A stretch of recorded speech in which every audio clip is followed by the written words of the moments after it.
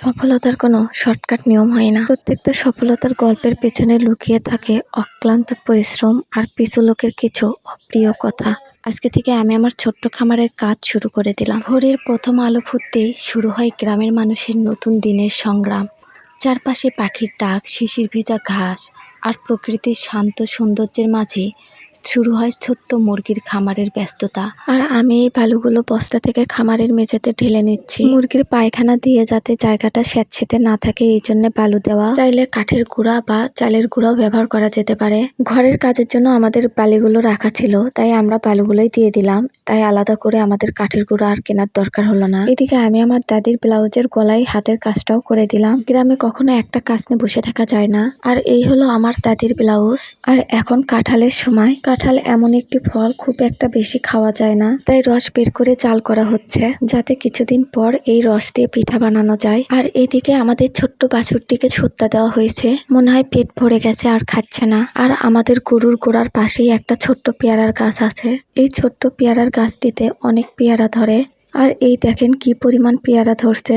আবারও খামারের কাজে লেগে পড়লাম। দেখে মনে হচ্ছে খুব সহজ কাজগুলো, কিন্তু আমাদের এখানে 2 দিনের পরিশ্রম গেছে। খামারের কাজে টাকা কম লাগানোর জন্য আমরা এই ধান শুকানোর নেটটাই কাজে লাগাই। অনেক আগে আমরা এ ঘরেই থাকতাম, এখন আর এ ঘরে থাকা হয় না, তাই এই ঘরটাকে আমরা মুরগি পালার কাজে ব্যবহার করতেছি। সুই দিয়ে নেটের চারদিকে ভালো করে সেলাই করে দিয়েছি, যাতে কোনো ফুটাফাটি না থাকে আর কোনো চিকা এসে আমাদের মুরগির বাচ্চাকে নষ্ট করতে না পারে। ভালোবাসা আর যত্ন দিয়ে বড় করা হয় প্রতিটি ছোট্ট মুরগির বাচ্চাকে।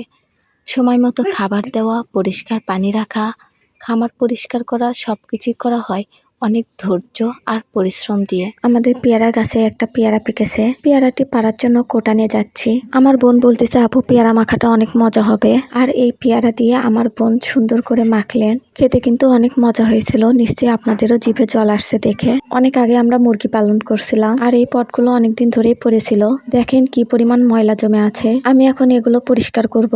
আজকে বাড়িতে ছোট্ট ছোট্ট কিউট মুরগির বাচ্চাগুলো আসবে, কারণ এই ছোট্ট খামারে একটি পরিবারের স্বপ্ন, আশা আর জীবিকার ভরসা। গ্রামের জীবন বাইরে থেকে যত সহজ মনে হয়, বাস্তবে ততটাই কঠিন। রোদ, বৃষ্টি কিংবা শীত কোনো কিছুই কাজকে থামাতে পারে না। প্রতিটি ঘামের ফোঁটায় পেছনে লুকিয়ে থাকে পরিবারের মুখে হাসি ফোটানোর ইচ্ছা। এই ছোট্ট খামারের প্রতিটি দিন আমাদের শেখায় সফলতার কোনো শর্টকাট নেই। নিষ্ঠা, ধৈর্য আর কঠোর পরিশ্রমই একদিন স্বপ্নকে বাস্তবে রূপ দেয়। যারা গ্রামের এই সহজ সরল জীবন আর পরিশ্রমকে ভালোবাসেন, তাদের জন্য এই ভিডিও। অবশেষে আমার মুরগির বাচ্চা এসে গেছে। আমার ভিডিওটি ভালো লাগলে অবশ্যই লাইক, কমেন্ট, শেয়ার এবং ফলো দিয়ে রাখবেন। সবাই ভালো থাকবেন। আল্লাহ হাফেজ।